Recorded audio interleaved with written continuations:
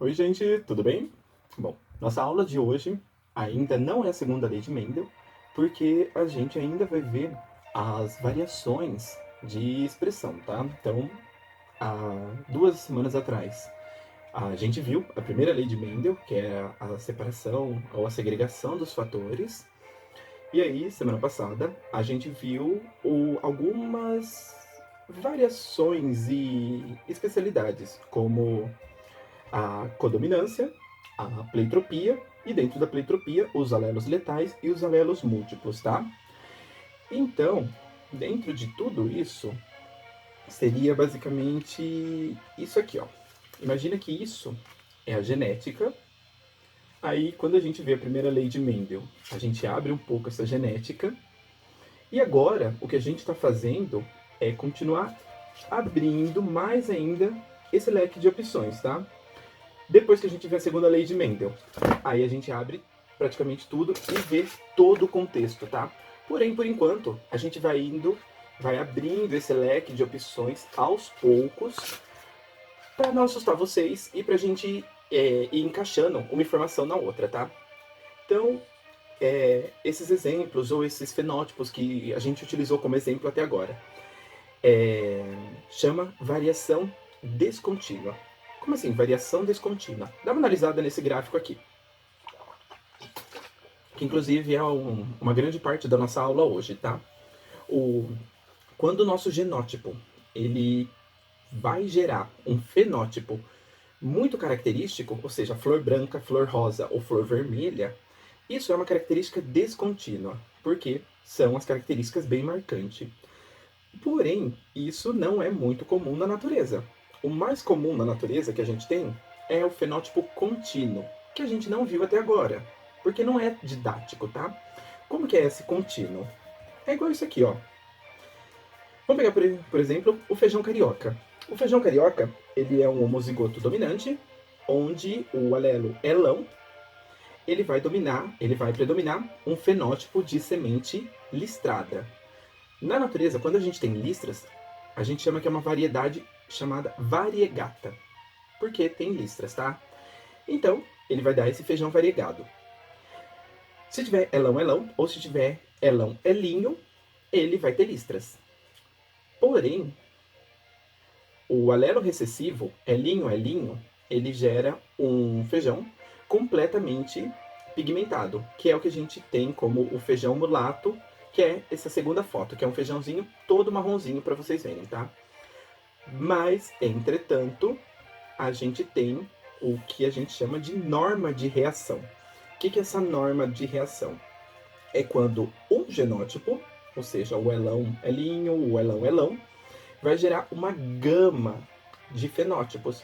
Então, se você olhar essa foto do feijão, você vai ver que tem feijões com uma, duas listras, tem feijões que são bastante pintados, tem feijões que quase não têm listras, e praticamente todos eles ali têm o mesmo genótipo, tá? Então, o que vai caracterizar isso? É a norma de reação. Não é que esse gene obrigatoriamente vai gerar aquele fenótipo cravadinho, certinho, do jeito que a gente conhece. Ele pode ter variações, tá? E é isso que a gente vai ver agora. A gente vai abrir um pouco mais a nossa mente para o que acontece na natureza. Um outro exemplo que a gente tem, que é a penetrância gênica. O que é isso? É a porcentagem de indivíduos de um genótipo que vai ter o fenótipo correspondente. Como assim? Vamos pegar, por exemplo, o feijão ainda. A penetrância gênica dele é de 95%. Então, se eu pegar 100 exemplares de feijão, 95 dele vai ter listras. 5% vai ser o feijão, o mulatinho, ou aquele feijão que ele vai se comportar como se ele tivesse os alelos elinho, elinho, porque ele vai ter um fenótipo diferente. Vou dar mais um exemplo para ficar bem fixado. A polidactilia, que é quando a gente tem 6 dedinhos. É um gene dominante, então, se a pessoa tem, ela vai desenvolver 6 dedos. Não necessariamente. A penetrância gênica da polidactilia ela é de 64,9%. Em um estudo que foi realizado na África, eles identificaram que essa é a penetrância. Ou seja, de 100 pessoas com gene, tá? 100 pessoas com um gene dominante para polidactilia, de aproximadamente 64 a 65 pessoas, vai apresentar 6 dedos.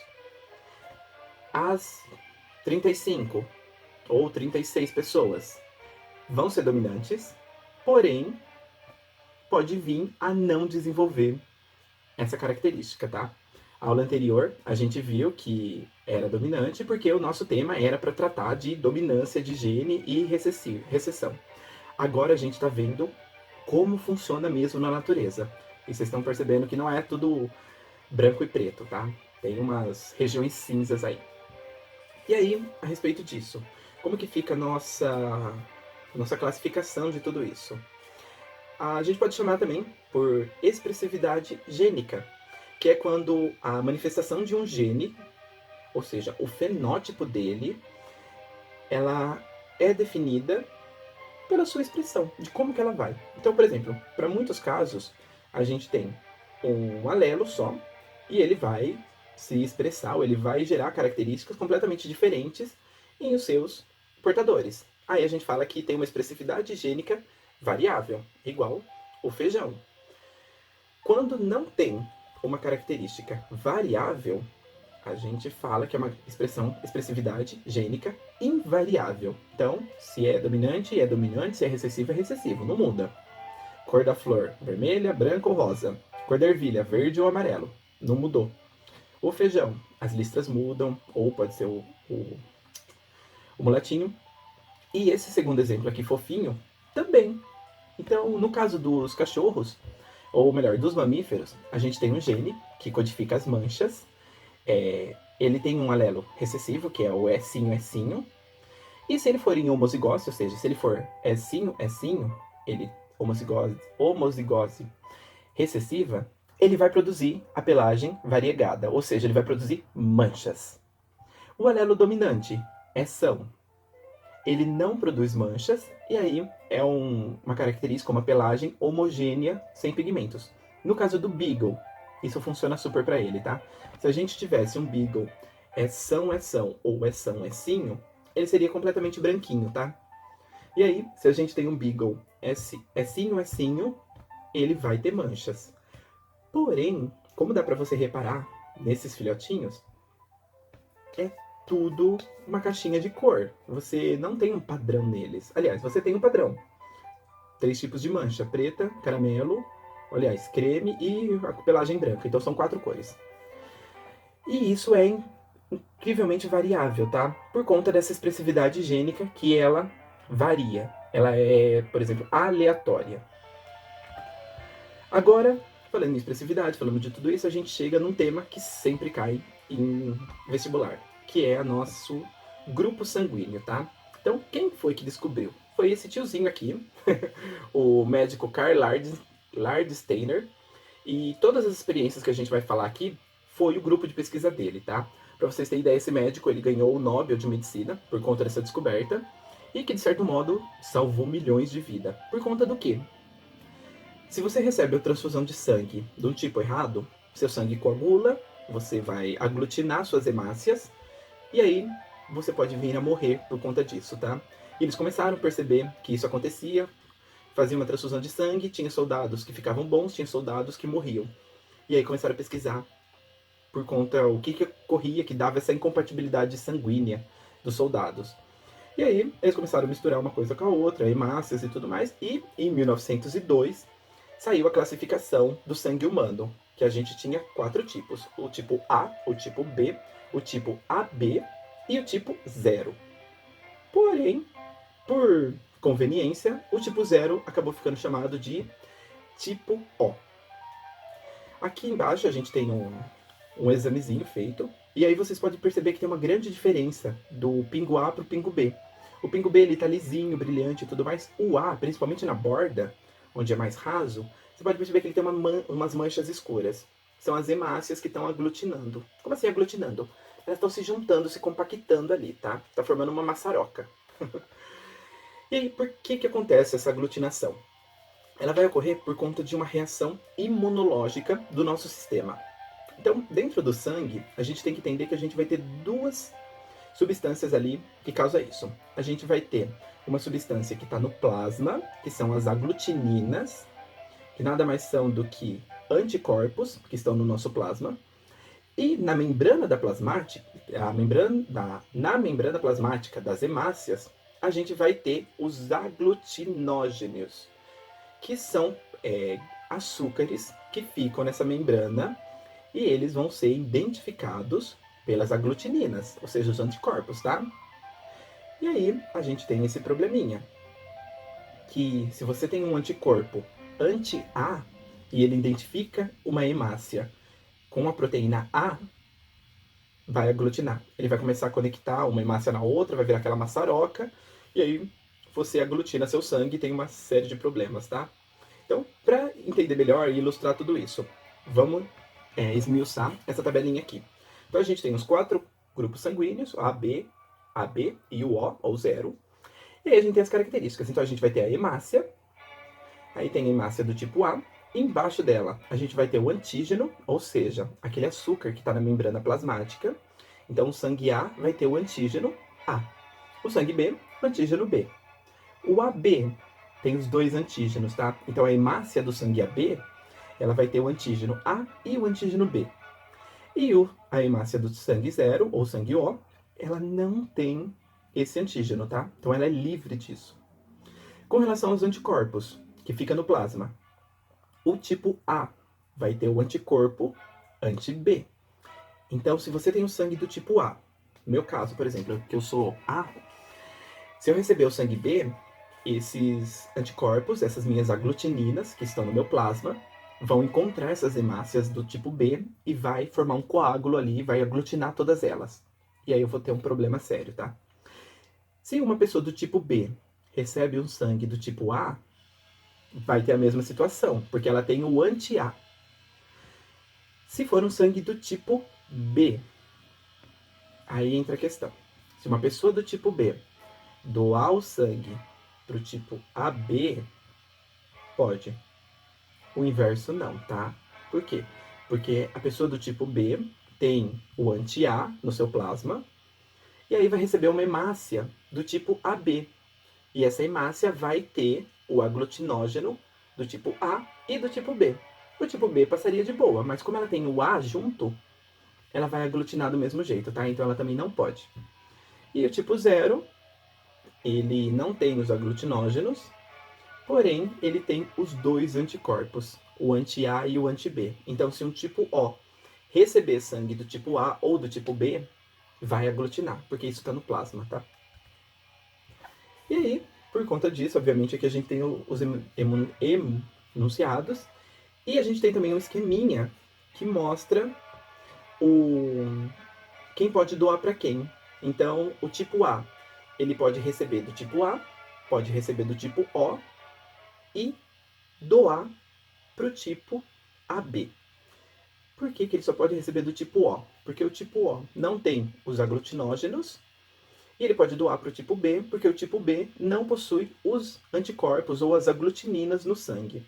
Inclusive, o tipo B a gente chama de receptor universal, porque ele recebe de qualquer tipo. E o tipo O é o doador universal, que como ele não tem antígenos, ou seja, os aglutinógenos, ele pode doar para qualquer tipo de sangue, tá? No caso do tipo AB, já comentei, ele vai poder receber de todo mundo, mas ele só pode doar para o tipo AB. Ele não pode doar para ninguém, porque ele tem os 2 tipos de aglutinógenos. E o O é o doador universal, porque ele vai poder doar para todo mundo, porém ele só pode receber dele mesmo. Por que ele só pode receber dele? Porque ele tem o anti-A e o anti-B no seu plasma. Então, se cair um sangue A, vai aglutinar. Se cair um B, vai aglutinar. Se cair um AB, vai aglutinar também. Então, só pode receber de O. Ai, mas e o plasma sanguíneo de quem doa o sangue? Como que fica? Ele não vai aglutinar quando entra no sangue da pessoa? Então, vamos pegar, por exemplo, eu, sangue do tipo A, vou receber sangue do tipo O. Então, as hemácias do O não têm o aglutinógeno, então meu sangue não vai reagir. Porém, dentro do sangue que eu vou receber, vai vir plasma. E esse plasma vai ter as aglutininas anti-A e anti-B. E o meu sangue é do tipo A. Qual que é a situação? Como o meu sangue está em maior quantidade, o sangue do doador ele vai acabar sendo diluído dentro do meu. Então, ele acaba ficando muito fraquinho, muito ralo, e aí esses aglutinógenos que ele teria, aliás, essas aglutininas, elas acabam se dissolvendo. Então, se ela vier ocorrer alguma aglutinação, ela é minúscula, quase imperceptível e não vai causar uma reação. Se fosse o inverso, se o meu plasma tivesse as aglutininas e eu recebesse um sangue diferente, estaria em maior quantidade, aí o problema seria bem maior, tá? Quando é do plasma do doador, ele se dilui no receptor e aí não tem tantas consequências, tá? Por isso. Mas isso é a questão do plasma. Se fosse as hemácias, a história é diferente, tá? E como que a gente descobre o tipo sanguíneo? É a coisa mais fácil do mundo, tá? Inclusive, a gente fazia em sala de aula, desde que tivesse os equipamentos, porém, por questões ético-sanitárias, a gente não fura alunos, a gente não mexe com materiais perfurantes, nem material biológico, porque é sangue, então pode ter uma infecção ali, pode passar alguma doença. Então isso não é feito mais, tá? É só em laboratório. Mas é a coisa mais simples do mundo. Qual que é a ideia? Você prepara uma plaquinha com 2 gotinhas, um soro anti-A, um soro anti-B e pinga 2 gotas do seu sangue nesse soro. Se ela aglutinar no sangue anti-B, seu sangue é do tipo B, porque aglutinou no anti-B. Se aglutinar no anti-A, seu sangue é do tipo A. Se aglutinar no anti-A e o anti-B, significa que as suas hemácias têm o aglutinogênio do tipo A e do tipo B. Então, seu tipo é AB. E se não aglutinar em nenhum, significa que você é do tipo 0, tipo O. E aí a gente vai para a parte legal disso, que é a questão da genética. Como que fica então a genética dos tipos sanguíneos? Sabendo que a gente tem agora 4 tipos. Simples. A gente tem 3 alelos para definir uma característica, que é o tipo de sangue. Esses alelos são o IA, o IB e o Izinho. O IA ele vai determinar a presença do aglutinogênio A na membrana, o IB, o aglutinogênio B, e o Izinho, ele não determina nenhum aglutinogênio, tá? E aí a gente tem uma relação de codominância entre IA e IB, e os dois dominam sobre o Izinho. Então, para você ter, por exemplo, um sangue do tipo A, qual que é o seu genótipo? IA ou IA e Izinho. Aí a sua hemácia vai ter o antígeno A e no seu plasma você vai ter o anticorpo anti-B.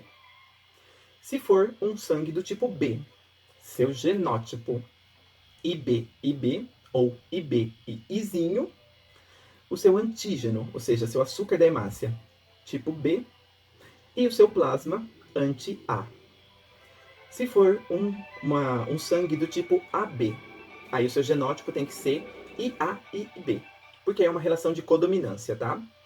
E aí, o seu antígeno que vai ter na hemácia é o antígeno A e o antígeno B, e o seu anticorpo no plasma não tem. Nossa, mas por que o tipo AB não tem um anticorpo A nem um anticorpo B?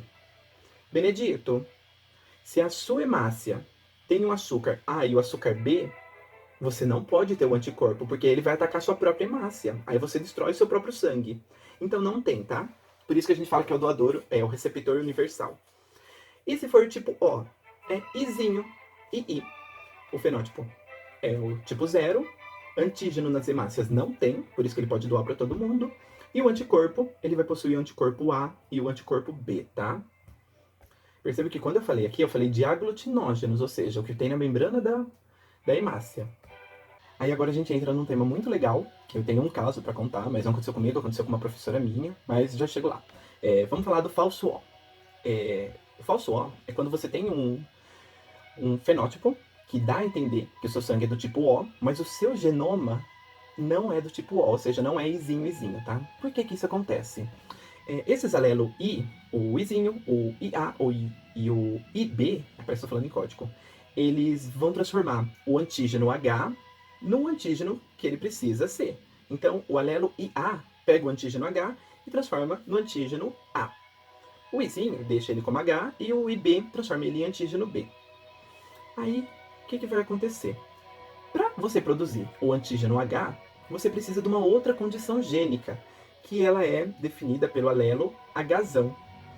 E aí, pessoas homozigotas recessivas, Hzinho, não produzem o antígeno H.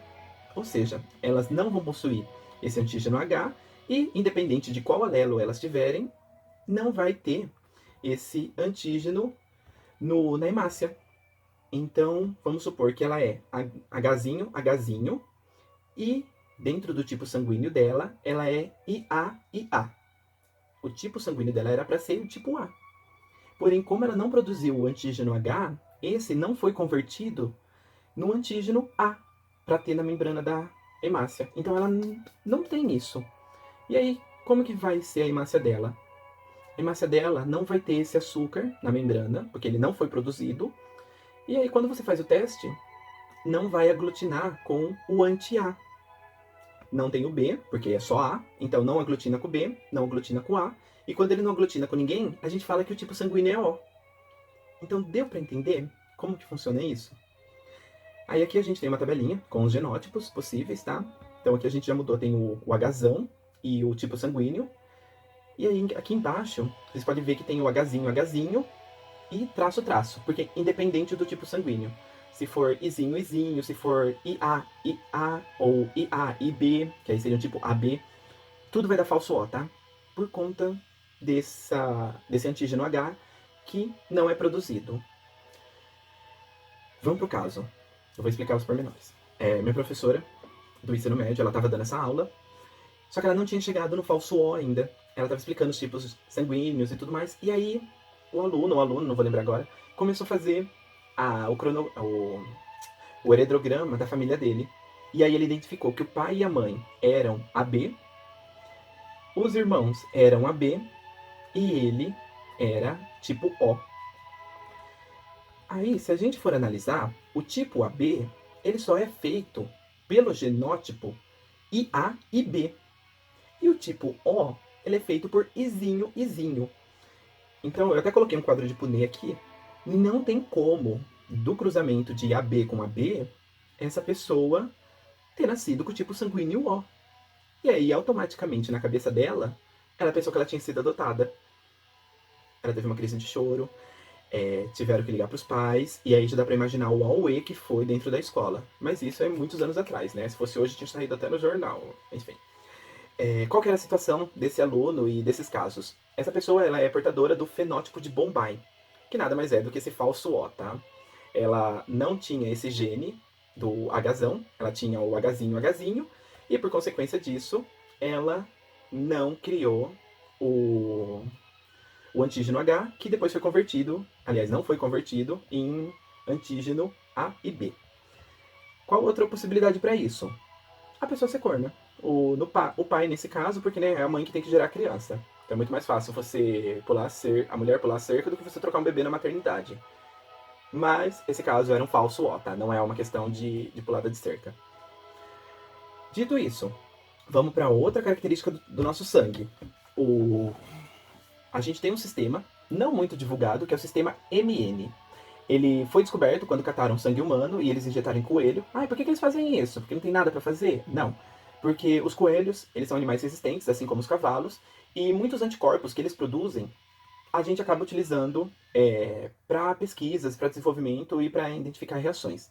Então, por conta disso, é muito utilizado, tá? E aí, injetaram o nosso sangue no coelhinho, e aí eles perceberam que tinha reações de aglutinação, tinha produção de... Aliás, essa aglutinação se dava por conta da produção de anticorpos, e com esses anticorpos eles identificaram que na espécie humana a gente tem outros 3 tipos de sangue, que é o grupo M, o grupo N e o grupo MN. O M tem o antígeno M, o N tem o antígeno N na membrana da hemácia, e o MN tem os dois. Aí a gente tem o genótipo ali, que é uma relação de codominância, tá? E isso não é muito divulgado por conta do quê? A gente não possui aglutininas nesse sistema. Então, independente de você receber o sangue de alguém M, alguém N ou MN, não vai ter aglutinação. Então, a nível de saúde, esse sistema não é importante, tá? Porque ele não vai ter consequências. Agora, um negócio importante do nosso sangue ainda, o sistema RH. Isso daqui é extremamente importante, tá? Porque tem uma doença que afeta as gestantes e o bebê, causada por conta disso. O que vai acontecer? Ou como eles descobriram isso? Tem que salientar que foi o mesmo grupo de pesquisa do carinha que ganhou o Nobel lá no começo da nossa aula. Então, o que esse grupo de pesquisa do... Qual que era o nome dele? Do Karl Lardsteiner. Nossa, nome difícil, né? Eles utilizaram o sangue do macaco, essa daqui, a macaca rhesus, e hoje já tem outro nome, é chamada de macaca mulata. E aí eles injetaram esse sangue em coelhos. E eles obtiveram um anticorpo chamado anti-RH, que o nome vem de anti-rhesus, tá? E aí eles começaram a fazer o teste em humanos e eles perceberam que tinha uma reação de aglutinação em 85% dos casos. Então, as pessoas que aglutinaram foram chamadas de RH positiva, ou seja, tem o fator rhesus, e elas possuem esse antígeno similar dos macaquinhos. As pessoas que não reagiram são RH negativa, tá? Qual que é o problema disso? Isso daqui ela é uma condição gênica, ela não vai ser alterada durante a vida. Então, tem o errão e o errinho. Se for um dominante, é RH, por isso que 85% da população é. Se for errinho, errinho, a gente vai ter uma pessoa RH negativa. E aí, quando a gente tem esse problema nas grávidas, deixa eu só consertar uma questãozinha do slide. Quando a gente tem uma grávida com o sangue dela RH negativo e ela vai gerar um bebê RH positivo, ela vai passar a produzir o fator anti-RH no sangue dela. Durante a gestação, esse fator anti-RH é muito baixo, tá? E aí fica meio de boa. Porém, no parto, como você corta a placenta, você tem o rompimento de muitos vasos da mãe, você acaba tendo alguns pequenos sangramentos também do bebê e tudo mais, enfim, tem muita troca de material biológico, a mãe fica exposta ao sangue RH positivo do bebê. E aí, depois do parto, como ela foi exposta a isso, o corpo dela começa a produzir anticorpos anti-RH. Ou seja, como ela é negativa, ela vai produzir um negócio que destrói o RH positivo. E aí, se ela vem entrar numa segunda gravidez, e esse bebê for RH positivo de novo, os anticorpos que estão ali no sangue dela, que não existiam, mas foram produzidos, vai começar a atravessar a placenta e vai atacar esse bebê que está se formando. E aí eles vão começar a destruir as hemácias desse bebê. Aí ele vai ter anemia, ele vai ter ictericia, que é quando o bebê fica muito amarelo por falta de nutrientes e tudo mais. E numa tentativa de se salvar, ele começa a soltar as hemácias que ainda não maduraram no sangue dele, que é os eristoblastos. Por isso que o nome dessa doença é eritroblastose fetal, porque você vai achar essas hemácias imaturas no sangue do bebê. Não tenho certeza, mas eu acho que em casos extremos você acaba podendo até abortar a criança, tá? Porque o corpo da mãe rejeita essa gravidez. É uma coisa grave, parece corriqueira, mas a solução é extremamente simples, tá? No pré-natal, eles já identificam o RH do bebê e da mãe, e quando é um caso desse, assim que acaba o parto, a mãe recebe uma injeção de anticorpos anti-RH que vai destruir todo o material do bebê que ficou em contato com ela. E aí, esse próprio material, como ele foi destruído, ele não vai gerar essa reação do corpo da mãe produzir anticorpos, tá? E aí, se ela tiver a segunda gravidez e for uma terceira, e tiver uma terceira no futuro, a segunda gravidez tem que dar essa injeção de novo, tá? E se a mãe for RH negativa e o bebê for RH negativo? Não tem problema. RH negativo com RH negativo não dá reação, gente. Então, tá de boa, tá? Por isso que casais, ou enfim, mulheres, todo mundo, isso acaba sendo uma responsabilidade de todo mundo. Quando vocês entrarem numa gestação, independente de qual papel você esteja, preze pelo pré-natal, tá? Isso são informações que podem salvar a vida do bebê, dos futuros bebês, da mãe, enfim. Não é só eritroblastose fetal, tá? Tem uma série de doenças que vocês precisam pesquisar. E isso é feito no pré-natal. E por último, para a gente fechar nossa aula, a gente vai ver matemática, a questão de probabilidade. Dentro da genética, como vocês já viram, tem a formação de gametas, então pode ser azão, pode ser azinho, e isso é pelo acaso, primeira lei. Como é pelo acaso, então a gente tem a probabilidade. Ou vai ser azão ou vai ser azinho, ou é uma coisa ou é outra. Então, 50% de ser cada um. Porém, vocês já repararam em alguns exercícios que a gente fala de uma menina com característica ou um menino com azinho. Então vocês estão vendo que a gente está misturando probabilidades? Quando eu falo isso, uma menina, eu já tenho a probabilidade de 50%. Pode ter nascido um menino ou uma menina. O que determina isso é os genes sexuais, o XY ou XX. Então aqui a gente já tem 50%. E aí eu quero saber também da característica dela, se ela vai ter a característica ou não. Então são duas probabilidades que eu estou misturando. E aí a gente vai ter essas regras, que é a regra do e a regra do ou. Como assim a regra do e? O e é quando eu quero dois eventos separados que ocorrem juntos. Então, por exemplo, qual é a chance de eu jogar dois dados e ele dá um dado cair 1 e o outro dado cair 1?